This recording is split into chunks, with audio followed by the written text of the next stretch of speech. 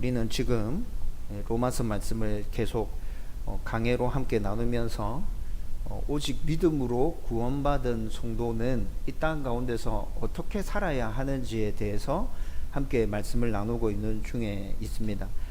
12장부터 그 주제의 말씀이 시작되고 있는데, 그래서 12장 첫 부분 1절과 2절 말씀에서 이 세상에서 구원받고 살아가는 모든 성도들이 지켜야 되는 하나님의 말씀으로, 포괄적인 하나님의 말씀으로 모든 삶에 있어서 예배자의 삶을 살아야 한다는 것에 대해서 말씀이 시작되면서 이 말씀이 계속 이어지고 있죠. 우리는 보통 주일 예배만 하나님께 올려드리는 거룩한 예배라고 생각하고, 나머지 6일은 나의 마음대로 살면 돼 라고 생각하는 성도들이 많은데, 로마서 12장 1절과 2절 말씀은 분명히 그렇지 않았습니다. 그렇게 나눌 수 있는 근거는 아무것도 없고, 하나님께서는 모든 날을 다 중요하게 생각하시고, 그 모든 날 동안에 우리가 온전한 예배자로서 하나님 앞에 올려드릴 수 있는 예배의 삶을 살길 원하신다. 성경은 우리 가운데 분명히 그렇게 얘기해 주고 있었죠. 바울도 오직 믿음으로 구원받은 성도가 맞다면 그런 삶을 살아야 돼 라고 우리에게 권면해 주었습니다. 그리고 12장 3절부터 해서 함께 사는 세상이라는 소주제를 가지고, 그러면 구원받은 하나님의 백성인 우리가 이 땅에서 살 때 성도들끼리는 어떻게 살아야 할까? 불신자들끼리 섞여져 있을 때 그들 가운데 저는 어떻게 살아야 할까? 국가에 대해서 우리는 성도로서 어떤 태도를 가져야 될까? 또 율법에 대해서, 이 세상의 모든 법에 대해서 우리는 어떤 생각을 하면서 살아야 되고, 또 이 시대의 시대 흐름을 어떻게 분별하고 판단하면서 성도답게 살아야 할까에 대해서 계속해서 말씀을 나누었습니다. 여러분, 그런데 12장 1절과 2절 말씀부터 시작된 성도가 이 실제적인 성도들의 삶과는 동떨어져 있다는 느낌이 굉장히 많이 듭니다. 목사님 무슨 말인지 다 알겠어요. 성도들이 그런 생각을 가지고 그런 태도로 살아야 한다는 건 알겠어요. 그런데 목사님, 우리 삶에서 실제 일어나는 일들과 관련해서 어떻게 살아야 하는지 좀 알았으면 좋겠어요. 이렇게 질문하고 싶은 성도들이 분명히 있을 거예요.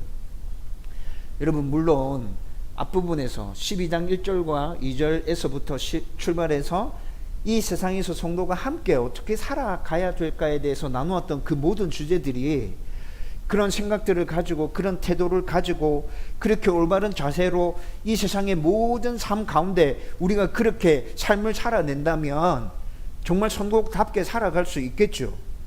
그런데 좀 전에 말씀드렸던 것처럼 일상이라는 관점에서 한번 생각해 보십시오. 우리 삶 가운데서 늘 일어나고 있는 일상이라는 그 관점에서 생각해 본다면 목사님 직접적으로 연결되는 게 잘 없는 것 같아요. 이렇게 충분히 말할 수 있다는 것이죠. 그래서 오늘 우리가 읽었던 14장부터는 실제 우리의 삶 가운데서 일어나는 일을 언급하면서 그 일을 겪었을 때 너희들이 어떻게 살아야 하는지, 성도답게 살려면 어떻게 해야 하는지에 대해서 지금 바울이 권면해 주고 있습니다. 여러분, 이 당시 로마 교회 안에는 유대교를 믿다가 기독교로 개종한 유대인들이 있었습니다. 이들뿐만이 아니라 이방 우상을 섬기다가 기독교로 개종한 이방인도 있었습니다. 여러분, 이들만 또 있었던 게 아니죠. 이방인이었는데 유대교로 개종했다가 유대교의 신앙을 가지고 있던 중에 복음을 듣고 기독교로 개종한 이방인들도 섞여져 있었어요. 여러분, 로마 교회 안에 이렇게 다양한 사람들이 섞여져 있는 거예요. 이 말이 무슨 말이냐면, 로마 성도들은 출신 배경도 다르고 문화도 다르고 교육도 다르고 생활 방식도 다르고 습관이 다른 사람들이 다 한데 모여서 지금 신앙생활을 하고 있는 거예요. 이들 중에는 이방 우상을 섬기던 그 생각과 그 습관들이 여전히 몸에 배어져 있었던 사람들이 있었고, 유대교의 전통과 습관이 몸에 배어져 있는 사람도 있었어요. 여러분, 그런 상태에서 이런 사람들이 섞여서 신앙생활을 하고 있기 때문에, 한 그룹을 이루어서 신앙생활을 하고 있기 때문에 참 다양한 문제들이 생겨났겠죠. 여러분, 오늘 우리가 14장 1절에서 12절까지 말씀을 읽었는데, 여기서 등장하는 문제는 음식을 먹는 문제와 절기를 지키는 문제를 언급하고 있습니다. 여러분, 우리가 생각할 때 음식은 일상과 관련된 게 맞는 것 같은데 절기가 일상과 관련이 있다고 이렇게 생각이 되죠. 근데 이 당시의 사람들은 음식뿐만이 아니라 절기를 지키는 것이 일상과 관련이 있었어요. 음식은 우리는 하루 3끼를 먹잖아요. 이때 이 당시의 사람은 하루에 2끼를 식사를 합니다. 아침과 저녁 식사를 하는데 매일 밥을 먹어야 되잖아. 매일 음식을 먹어야 되죠. 여러분, 이들이 주로 먹었던 건 육고기였어요. 매일 식사를 해야 되기 때문에 분명히 일상과 관련이 있는 일이 맞아요. 그렇죠? 절기는, 여러분, 우리는 보통 절기라고 하면 성탄절, 고난주간, 부활절, 그 다음에 성령 강림주일, 추수감사주일, 뭐 이 정도 생각하죠. 제가 방금 말씀드렸던 건 우리 교회에서 지키는 절기입니다. 여러분, 그런데 이 사람들은 이런 절기만을 언급하고 있는 게 아니에요. 이 사람들이 굉장히 중요하게 생각했던 제일 으뜸가는 절기는 안식일이었어요. 여러분, 안식일은 며칠마다 한 번씩 돌아오는 거죠? 7일마다 한 번씩, 7일마다 한 번씩 돌아와요. 그런데 7일마다 한 번씩 돌아오는 이 안식일을 지키기 위해서 몇 날 며칠 동안 준비해야 되는 것들이 있었어요. 여러분, 그러면 이때 이 당시 사람들은 절기가 일상과 직접적으로 연결된 것이 맞죠? 분명히 맞아요. 여러분, 그래서 바울이 지금 음식과 절기에 대한 일상과 밀접하게 관련된 이 얘기를 하면서 이것과 관련해서 서로 비판하지 마. 여러분, 바울이 왜 이렇게 얘기하냐면, 여러분, 이것은 옳고 그름의 문제가 아니에요. 옳고 그름의 문제가 아니라 각자의 생각과 판단에 따라서 선택할 수 있는 문제였어요. 그런데 각각 다른 문화 배경과 생각과 배움과 종교적인 배경을 깔고 생각하다 보니까 다른 사람의 다름이 그름으로 판단되어지고 정죄되어졌다는 것입니다. 그래서 문제들이 많이 생겨났죠. 여러분, 신학적으로 좀 어려운 용어를 써서 말씀드리면 이렇게 선택할 수 있는 문제인데 그름의 문제로 둔갑해서 문제가를 야기시키는 이런 모습을 아디아포라라고 말합니다. 아디아포라. 선택할 수 있는 건데 지금 옳고 그름의 문제로 전환시켜서 서로 비판하고 서로 논쟁하고 서로 지적하고, 이건 아디아포라 문제예요. 여러분, 성경에서 분명히 하라는 것과 하지 말라는 것이 있어요. 하라는 건 해야 되죠. 하지 말라는 건 하지 않으면 됩니다. 근데 이것들 말고도 우리의 삶 가운데서는 여러 가지 다양한 일들이 일어나요. 옳고 그름을 분별할 수 없는 일들. 어떻게 해야 되지? 생각되는 문제들이 너무 많이 일어난다는 것이죠. 하나님의 뜻 분별하기 말씀을 나누면서 이런 문제들에 대해서는 제가 어떻게 하라 그랬죠? 생각하고 여러분들이 원하는 대로 선택해서 행하십시오. 그 모든 것들이 하나님의 뜻입니다. 그 모든 것들을 하나님 기뻐하십니다. 그 모든 선택 가운데, 여러분들의 행동 가운데 하나님께서 동행하시면서 영광 받아 주실 것입니다. 여러분, 그런 문제들이 너무 많이 일어난다고요. 지금 우리의 삶 가운데서도 아디아포라 문제, 옳고 그름의 문제가 아니라 생각해서 선택할 수 있는 문제들이 정말 많이 일어나고 있어요. 제일 쉽게 예를 들어 드릴까요? 여러분, 정치적인 성향을 여러분들이 생각해서 결정할 수 있습니다. 정치적인 성향을 결정하는데 옳고 그름이 있습니까? 우리 성도들 중에는 보수 성향을 가진, 정치적으로 보수 성향을 가진 분들이 있을 거예요. 진보적인 성향을 가진 분들이 있을 거예요. 저는 보수든 진보든 다 인정합니다. 여러분들이 생각하고 선택할 수 있는 것입니다. 여러분들이 어떤 생각을 가졌든지 간에 그 생각을 가지고 올바르게 생각하고 판단하고 선택하고 있다면 그 모든 것들을 하나님께서 다 기쁘시게 받으십니다. 여러분, 우리의 삶 가운데 잘 생각해 보면 이런 문제들이 정말 많이 일어나고 있잖아요. 따라서 이런 문제에 대해서 오직 믿음으로 구원받은 성도는 우리 일상 가운데서 일어나는 이런 아디아포라 문제와 관련된 그 충돌 가운데서 우리는 어떻게 생각하고 판단하고 말하고 행동해야 할까? 충분히 살펴볼 필요가 있는 것이죠. 오늘 말씀을 통해서 이 부분을 자세히 살펴보면서 서로 다름을 인정하고 주 안에서 하나 되어져 가는 놀라운 은혜가 우리 교회 가운데 넘쳐나기를 주님의 이름으로 축원드립니다. 여러분, 오늘 본문의 당시 상황을 좀 자세하게 살펴보십시다. 이 당시에 시장에서 판매되는 육고기 종류들은 대부분 우상에게 바쳐졌던 제물들이었습니다. 여러분, 로마는 점령하고 난 다음에 점령한 곳에 문화와 종교를 다 인정해 줬어요. 그래서 로마 안에는 수많은 우상 신전들이 있었어요. 특별히 로마에서 제일 문제됐던 우상 숭배가 황제 숭배 사상입니다. 로마의 황제를 우상과 똑같이 취급해서 황제를 숭배하는 신전을 만들어 놓고 그 황제를 신으로 떠받드는 그 일들을 부추기고 있었어요. 여러분, 로마 안에 황제 숭배와 관련된 신전들이 정말 많았겠죠. 이방인들이 가지고 있는 종교들도 다 인정해줬고 황제들을 우상화시키는 신전들도 되게 많았어요. 여러분, 이런 모든 신전들 가운데 매일 제사가 드려집니다. 제사가 드려지는데 제물이 바쳐지죠. 그런데 이 사람들은 그 제물을 다 태워서 자기가 섬기는 우상신들에게 올려드리거나 그것을 자기들이 보수로 자기들이 일하고 있는 대가로 취하는 것이 아니라, 여러분, 이런 것들을 다 모아가지고 제물들을 다 모아가지고 시장에다가 내다 팔았어요. 돈으로 바꿨어요. 그래서 제사장들의 주머니를 채우기도 하고, 이들은 제사를 드리는 사람들이 가져오는 제물이 아니라도 먹을 것이 너무 많았어. 여러분, 황제 숭배 사상을 부추기고 있었던 로마였다면, 여러분, 그 로마 황제 신전에서 지내고 있는 사람들에 대한 대우도 아주 좋았겠죠. 그 사람들 부족하기는 없는 거예요. 재물들 먹을 필요가 없어요. 좋은 게 너무 넘쳐나요.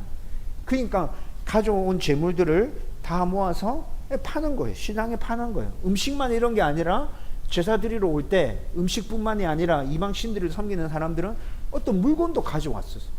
그 물건도 다 모아서 시장에다가 내다 팔았어요. 여러분, 그래서 이때 이 당시 시장에는 재물들이 넘쳐나고 있었어요. 이를 꺼림직하게 여기는 성도들 중에는 시장에 가서 뭔가를 사지 않아. 아예 채식만을 고집해요. 여러분, 이때부터 채식주의자들이 넘쳐나고 있었어요. 언제부터 채식주의자들이 시작되어졌는지 제가 그건 모르겠는데, 여러분, 이때부터 성도들 중에는 채식만 하는 사람들이 넘쳐나고 있었다고요. 이것뿐만이 아니라 유대교에서 기독교로 개종한 사람들 중에는 여전히 유대 율법주의에 매여서 절기를 그렇게 생각하고 지키려고 하는 사람들도 있었어요. 여러분, 이런 사람들이 로마 교회 안에 있었다고요? 그런데 이런 사람들만 있었던 게 아니고 자유롭게 신앙생활 하는 사람들도 있었어요. 오직 복음을 받아들이고 그 복음의 근거에서 자유를 누리면서 모든 음식들을 다 먹고 절기를 구약적인 개념에서 율법에 얽매인 절기를 지키는 게 아니라 신약적인 개념으로 바뀌어진 새로운 메시지가 담겨 있는 그 절기들을 지키면서 하나님께 기뻐하고 즐거워하고 춤추고 뛰고 그렇게 삶의 예배를 드리면서 자유를 누리면서 살았던 성도들도 로마 교회 안에 같이 섞여져 있었다고요. 여러분, 이런 상황에서 오늘 우리가 읽었던 1절과 2절 말씀에 보면 믿음이 약한 자라는 말이 나오면서 이런 모든 일들이 로마 교회 안에서 일어나고 있고 이 문제들 때문에 서로 충돌하고 다투고 있는 그런 뉘앙스를 풍기면서 지금 말씀이 진행되어져 가고 있습니다. 여러분, 그렇다면 여러분들이 생각할 때 오늘 본문에서 약한 자라고 바울이 얘기하고 있는 그 사람들은 어떤 사람일까요? 믿음이 약한 자. 어떤 사람은 믿음 약한 자라고 우리는 생각합니까? 언뜻 생각해 보면 우상에게 바쳐진 재물을 먹고 절기도 제대로 지키지 않고 살아가는 성도들이 우리가 흔하게 생각할 때는 믿음이 없어서 저렇다. 좀 믿음이 있는 사람이면 좀 달라야지. 우상에게 바쳐진 재물을 먹는다고? 그러면 안 되지. 구약 성경에서 기록되어져 있는 이런 절기들을 지키는 방법이 있는데 저 사람도 이상하게 절기를 지키고 있네. 여러분, 이렇게 생각하면서 마음대로 사는 사람들, 신앙생활을 하고 있는 사람들을 보고 우리는 믿음이 약한 자다 이렇게 생각하기 쉽잖아요. 그런데 오늘 본문에서 바울은 믿음을 잘 지키기 위해서 안식일과 절기와 율법과 관련된 모든 날들을 지키고 있는 사람들을 믿음이 약한 자라고 얘기하고 있습니다. 시장에서 파는 그 우상에 바쳐진 재물들을 사먹지 않기 위해서 채식만을 고집하고 있는 성도들을 믿음이 약한 자라고 얘기하고 있어요. 여러분, 우리 생각과는 좀 다르죠? 아닌데, 그 사람들은 지금 믿음을 지키면서 살려고 치열하게 몸부림치고 있구만. 그 사람들이 왜 믿음이 약한 사람이지? 마음대로 사는 사람 믿음이 약한 사람이지. 여러분, 그렇다면 바울은 왜 이런 사람들을 향해서 믿음이 약한 자라고 얘기하는 걸까요? 여러분, 성경에서 말씀의 근거가 나타나고 있어요.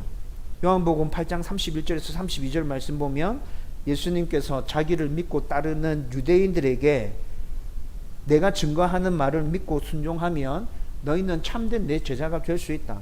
그리고 참된 내 제자가 된다면 너희는 진리를 깨닫게 될 것이고 진리 안에서 자유를 누릴 수 있게 될 거야. 예수님이 분명히 이렇게 얘기하시거든요.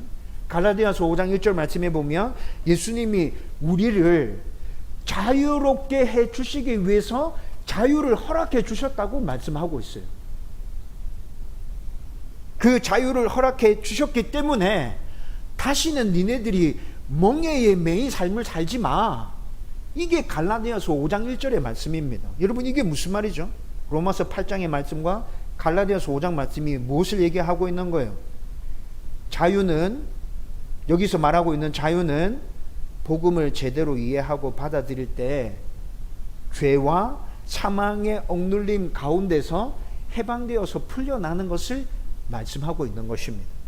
그리고 이것뿐만이 아니라 구원받으려고 온전히 율법을 지키려고 몸부림치고 애를 썼지만 그 일들이 제대로 잘 이루어졌습니까? 안 됐잖아. 율법주의자들이 율법을 지켜야 구원받을 수 있다고 그토록 외쳤는데 그 율법을 온전히 지켜내는 게 안 됐잖아요. 그래서 예수님이 대신 율법을 온전하게 지키시고 십자가에서 율법을 제대로 지키지 못한 우리의 모든 죄를 다 사해 주시고 그냥 믿기만 하라고 얘기하고 있는 거잖아요. 여러분, 이렇게 율법 안에서 속박당하고 있던 그 억제임으로부터 자유함을 얘기하고 있는 것이, 여러분, 복음 안에는 이 자유가 있습니다. 죄와 사망으로부터의 자유, 율법의 옥죄임으로부터의 자유가 분명히 들어있다고요. 이 자유를 예수님께서 우리에게 주시기 위해서 내가 모든 일을 다 이루었잖아. 너희들은 그냥 복음을 받아들이고 이 자유를 누리면 되는데 왜 여전히 죄와 사망 가운데서 옥눌림 받은 그 채로 살아가려고 하는 거지? 왜 율법에 얽매여서 그 옥죄임 가운데서 살아가려고 왜 그걸 떨쳐버리지 못해? 여러분, 지금 바울이 이 얘기를 하고 있는 것이라고. 예수님도 이 얘기를 하고 있고 오늘 로마서 말씀을 통해서 바울이 믿음이 약한 자라고 얘기하는 이유는 너희는 여전히 그 속박 가운데서 살고 있구나 라는 의미에서 지금 이 얘기를 하고 있는 거예요. 여러분, 이 부분을 좀 더 자세하게 성경에서 한번 살펴볼까요? 지금 우리는 음식을 먹는 것과 절기를 지키는 문제에 대해서, 이때 이 당시에 살았던 성도들이 일상에서 늘 접했던 문제에 대해서 지금 함께 생각하고 있는 거죠. 그러면 성경에서 음식의 문제와 절기들의 문제에 대해서 예수님이 십자가 사역으로 모든 구속을 다 이루시고 난 다음에 그에 대해서 어떻게 얘기하고 있는지 한번 살펴보십시다. 고린도전서 8장 4절에서는 이렇게 얘기합니다. 이방의 우상들은 실제로 존재하는 게 아니야. 그것들은 아무것도 아니야. 그러니까 니네들이 그것들에 대해서 신경 쓰지 마. 그거 사람이 그냥 만들어낸 거잖아. 여러분, 고린도전서 8장 4절에 분명히 이렇게 얘기합니다.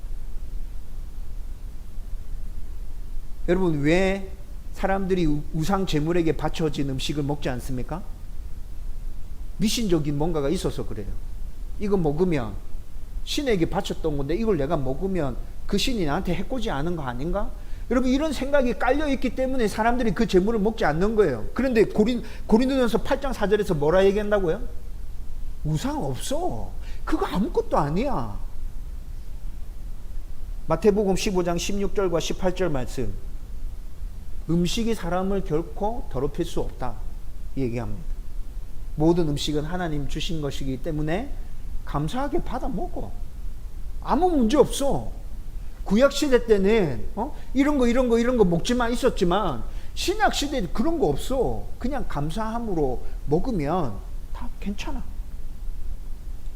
마가복음 7장 15절에서 23절 말씀은 우리를 더럽게 하는 것은 입으로 들어가는 것이 아니라 우리의 마음 가운데 있는 것이 우리를 더럽게 한다고 말씀해 주고 있습니다. 여러분, 이런 말씀만 쭉 보면 또 어떤 사람들은 이렇게 생각해요. 그러면 아무 음식이나 막 먹고 폭식하고 그렇게 해도 되겠구나. 여러분, 그런 걸 얘기하고 있는 게 아니죠. 여러분, 폭식하고 모든 음식들을, 맛있는 음식들을 막 찾아다니면서 그렇게 집착해서 먹는 사람들 있죠. 여러분, 그건 음식으로 쾌락을 채우려고 하는 거예요. 여러분, 성경에서는 그렇게 하는 건 죄라고 얘기합니다. 그렇게 하지 마. 여러분, 이런 관점에서 저는 먹방 유튜브 별로 좋아하지 않습니다. 하루 세 끼 정상적으로 먹으면 되는데 몇 끼를 굶다가 한 번에 몰아서 그렇게 엄청나게 양을 먹으면 여러분, 그게 그 사람 몸에도 좋지 않을 뿐더러 별로 좋아 보이지 않습니다.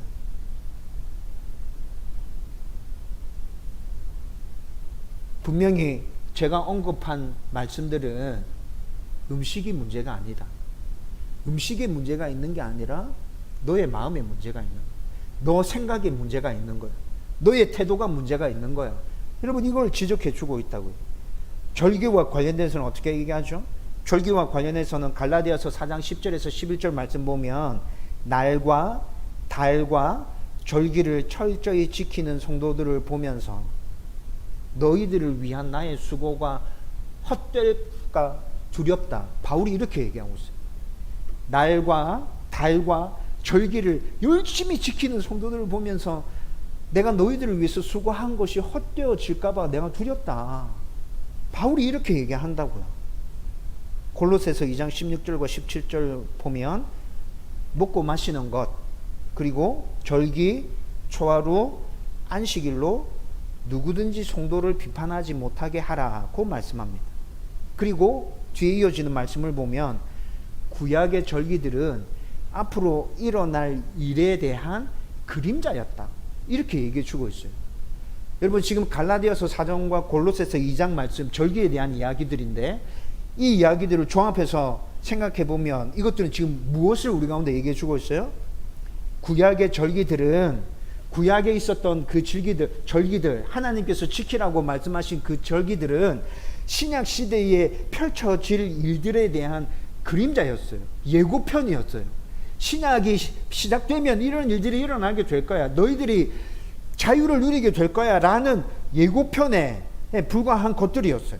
그리고 예수님이 이 땅에 오셔서 구약의 절기들이 예고하고 있던 모든 일들이 예수님을 통해서 다 성취되었잖아요. 예수님을 통해서 다 이루어졌어요. 그리고 믿음으로 받아들이는 모든 사람들에게 그 은혜가 이미 주어졌어요. 그 은혜 가운데서 우리는 자유를 누리면서 살면 돼. 그런데 로마 교회 안에 어떤 사람이 있다는 거예요. 구약시대 때 그 율법주의를 생각하면서 그 생각을 가지고 절기에 집착하는 성도들이 있었단 말이에요.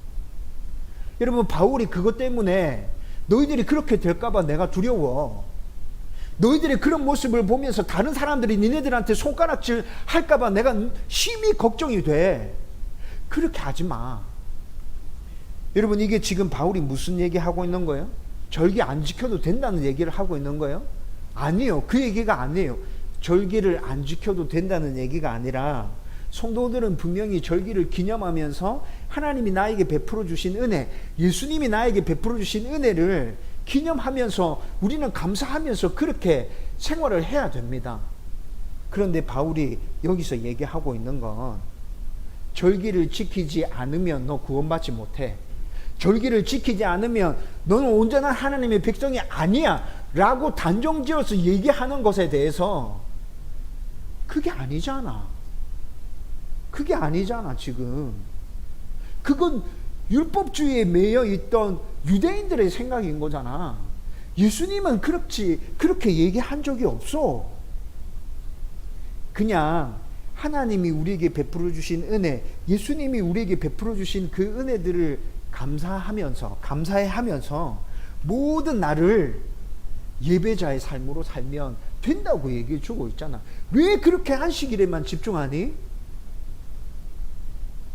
여러분, 로마서 12장 1절과 2절에서 예배자의 삶을 살아야 한다는 것에 대해서 이미 우리는 나누었잖아요. 안식일만 중요한 게 아니라 나머지 6일도 중요하다고, 하나님 앞에 올려드리는 예배의 삶을 살아야 된다고 이미 우리는 그렇게 말씀을 나눴잖아요. 그런데 이렇게 생각하는 사람들을 보면서 바울이 지금 이 권면을 하고 있는 거라고. 여러분, 그런데 오늘 본문에서 지적하고 있는 진짜 문제는 음식과 절기에 대한 옳고 그름의 문제가 아닙니다.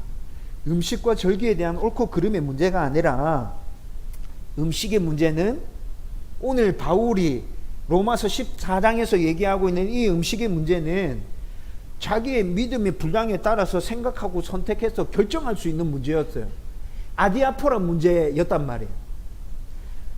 옳고 그름의 문제가 아니라는 거예요. 우상과 미신에 매여서 채식만을 고집하는 성도도 복음을 제대로 이해하고 깨닫게 되면 어떻게 바뀔까요? 채식만을 고집하고 있었는데 복음을 제대로 딱 깨달으면 다 먹어도 되는 거구나. 하나님 은혜 안에서 내가 충분히 자유를 누릴 수 있구나. 여러분, 이렇게 생각이 달라지겠죠? 안식일을 다른 날과 구분 지으면서 율법주의에 매여서 절기를 준수하기 위해서 굉장히 애를 쓰는 성도들이 복음을 제대로 깨닫게 되면 어떻게 바뀔까요? 구약적인 그 율법은 구약적인 그 절기는 지금 살아가고 있는 예수님이 모든 일들을 이루어 주신 지금 살아가고 있는 이 시대에는 그게 필요 없는 거구나. 그 절기의 의미들이 이렇게 달라졌구나. 여러분, 이런 생각들을 가지고 절기에 있어서도 새로운 믿음으로, 새로운 신앙으로 그 의미들을 담아서 하나님을 예배하고 섬기게 되겠죠. 여러분, 앞서 설명한 대로 로마 교회 성도들 생각을 보면 문화, 교육, 습관, 그리고 생활 방식, 기독교로 개종하기 전에 섬겼던 종교, 이런 사람 다 달랐던 사람들이 지금 한데 모여서 신앙생활을 하고 있잖아요. 음식에 대한 생각도 분명히 달랐을 거예요. 절기를 지키는 부분에 대한 생각도 분명히 달랐을 거예요. 본문에 나오는 말씀을 빌리자면 음식과 절기에 대해서 믿음이 약한 생각을 하고 있는 성도들도 그들 가운데 분명히 있었어요. 믿음이 강한 것처럼 생각하는 성도들도 분명히 있었겠죠. 여러분, 그런데 로마 교회 안에서 이런 문제들 때문에 서로 다툼이 일어나고 있다는 게 오늘 본문의 핵심 문제예요. 바울은 지금 그 다툼의 문제를 해결하기 위해서 음식과 절기에 대한 문제들을 지금 이렇게 거론하고 있는 것이죠. 여러분, 1절 말씀에서 분명히 이렇게 얘기합니다. 믿음이 연약한 자를 너희가 받되 그의 의견을 비판하지 말라. 비판하지 마. 얘기하고 있죠. 여기서 비판이라는 말을 헬라 원어로 살펴보면 논쟁하지 말라는 말입니다. 평가하지 말라는 말입니다. 잘못된 것을 지적하지 말라는 얘기가 아닙니다. 여러분, 우리는 비판하지 말라 이렇게 얘기하면 어떤 사람이 잘못된 부분이 분명히 나타나. 그런데 그 잘못을 지적하지 말라고 성경은 얘기하구나 이렇게 받아들여요. 근데 그거 아니에요. 옳고 그름의 문제가 분명한 부분에 있어서 잘못하고 있는 성도를 봐. 그러면 여러분들 안에 그 성도에 대한 진짜 사랑과 관심이 있다면 여러분 어떻게 할 것 같아요? 말 안 합니까? 우리 자녀가 그런 상황 가운데 있다 하더라도 말 안 합니까? 말하잖아. 너 이거 고쳐야 돼. 너 이렇게 하면 안 돼. 말하잖아요. 여러분, 그런 비판을 하지 말라고 얘기하고 있는 게 아니에요. 옳고 그름의 문제가 아니고 지금 제가 설명해 드렸던 것처럼 음식과 관련해서 그냥 생각과 판단에 따라서 내가 선택할 수 있는데 그거 가지고 옳고 그름을 따지면서 너 잘못했어. 너 왜 이렇게 하지? 그 이유를 얘기해 봐봐. 이렇게 논쟁하지 말라는 거예요.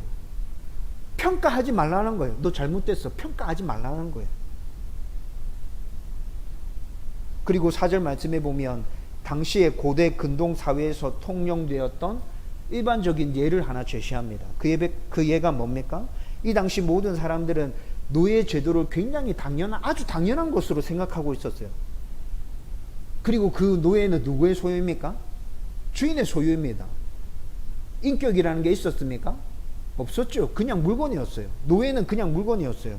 그런데 남의 노예에 대해서 또는 다른 사람의 주인과 그 노예의 관계에 대해서 내가 그것을 가타부타 얘기하는 건 그때 그 당시 사회에서 굉장히 무례한 짓이었어요. 주인이 심지어 노예를 때려 죽인다 할지라도 사람들은 그 모습을 보면서 그 주인을 정죄하거나 뭐라 얘기하지 못했어. 그렇게 하면 안 돼. 노예는 뭐라 그랬죠? 사람이 아니라 물건처럼 취급된다 했잖아요. 여러분, 이런 생각들이 있었어요. 그 주인과 그 노예의 관계가, 서로의 관계가 내가 보기엔 납득이 안 돼. 쟤들 왜 저러고 있지?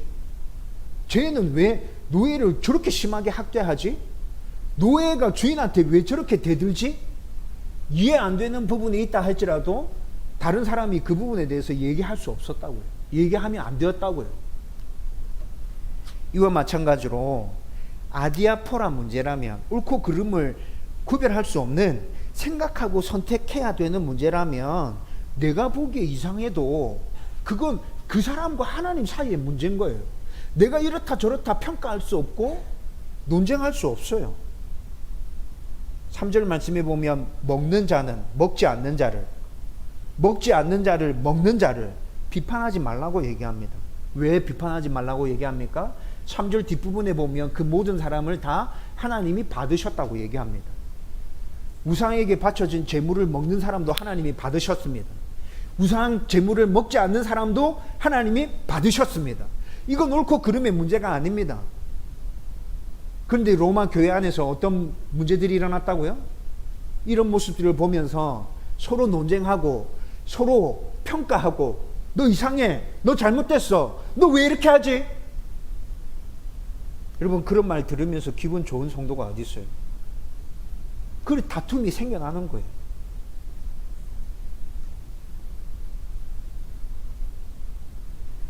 저와 여러분들이 서로 다름의 문제라면 어떻게 반응하면 될까요?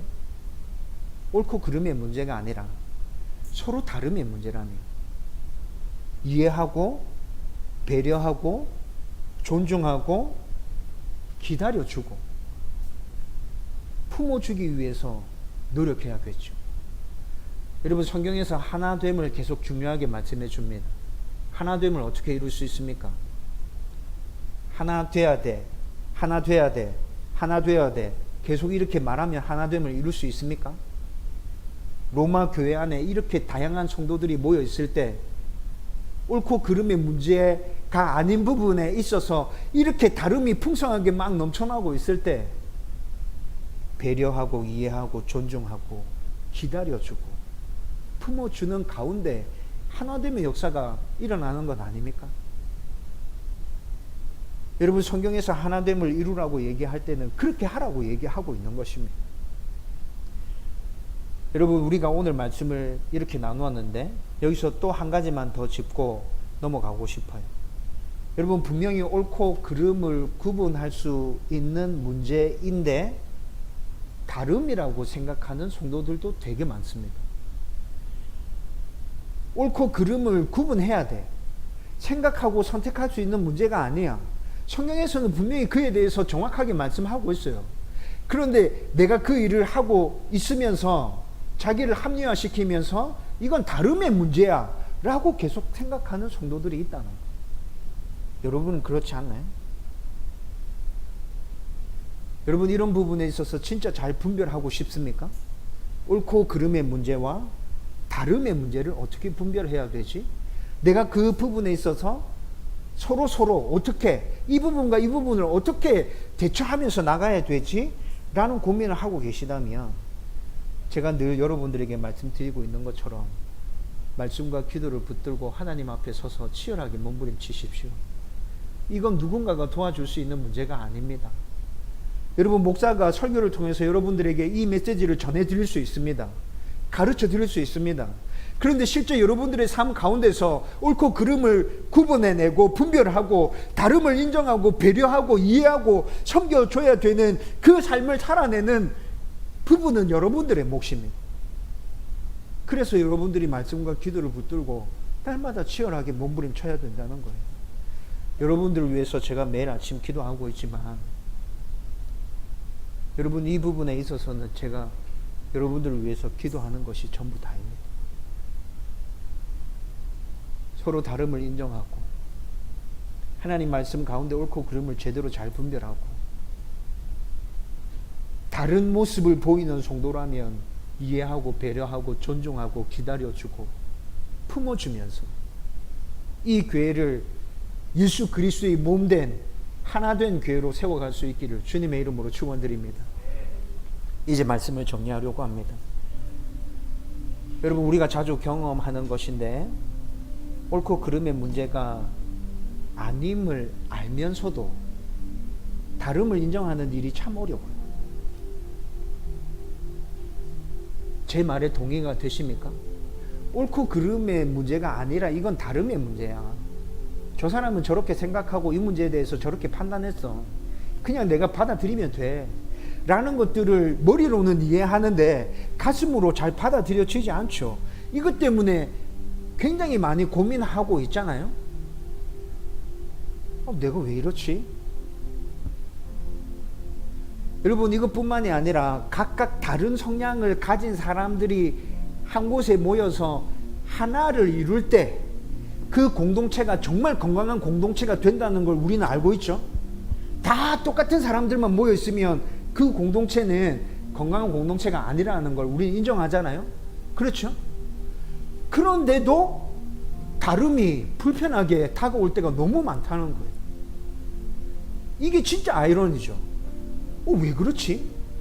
각각 다른 사람들이 한 곳에 모여 있어야 건강하다는 걸 알고 있는데 옳고 그름의 문제가 아닌 건 다름이라고 인정해 주면 된다고 알고 있는데 왜 다른 사람의 그 다름이 자꾸 나한테 불편으로 다가오는 거야? 제가 생각해 볼 때 우리에게 이런 모습이 있는 이유는 다른 사람들보다 내가 더 인정받고 돋보이고 싶은 마음이 우리 안에 있기 때문입니다. 내가 가지지 않은 다른 어떤 것을 다른 사람이 가지고 있고 그 모습을 다른 사람들이 드러내 보일 때 다름이라고 인정해 줘버리면 쉬운데 근데 그 사람에게 나타나는 그 다름이 나보다 더 뛰어난 것 같이 보여. 함께 하고 있는 사람이 저 사람의 다름의 모습을 보면서 나보다 저 사람이 더 대단하다고 인정해 줄 것처럼 느껴져. 여러분 결국 이 문제는 어떤 문제인 줄 아세요? 교만의 문제입니다. 욕심의 문제입니다. 여러분 이 마음이 우리 안에 있기 때문에 사람들의 다름을 인정해 주기가 그렇게 힘들고 어려운 거예요. 제가 항상 말씀드리죠. 죄의 제일 밑바탕에 깔려 있는 근본적인 근원적인 죄는 욕심과 교만. 여러분 저는 다름을 인정해 주길 진짜 원한다면 이 부분에 있어서도 여러분들이 말씀 앞에서 씨름할 수 있었으면 좋겠습니다. 내 안에 담겨져 있는 욕심은 뭐지? 내 안에 담겨져 있는 교만. 어떤 부분에서 나는 쉽게 무너지지? 여러분들이 진지하게 자신을 돌아보고 생각할 수 있으면 좋겠고 말씀과 기도를 붙들고 날마다 몸부림칠 수 있었으면 좋겠고 아디아포라 문제라면 무조건 다름을 인정하는 그 연습을 해갔으면 좋겠어요. 다른 사람들을 이해하고 배려하고 존중하고 기다려주고 품어주고 저와 여러분들 안에 이런 모습이 넘쳐난다면 우리 교회가 하나된 교회로 우뚝 설 수 있을 것입니다. 여러분들이 이런 모습을 가지고 몸부림친다면 여러분들이 살고 있는 그 가정이 하나된 가정으로 하나님 앞에 서게 될 겁니다. 여러분들이 관계 맺고 있는 모든 사람들과도 그 사람들이 믿지 않는 사람이라 할지라도 우리는 느리지만 하나로 만들어 갈 수 있을 것입니다. 저와 여러분들 가운데 이 은혜가 넘쳐나기를 주님의 이름으로 축원드립니다.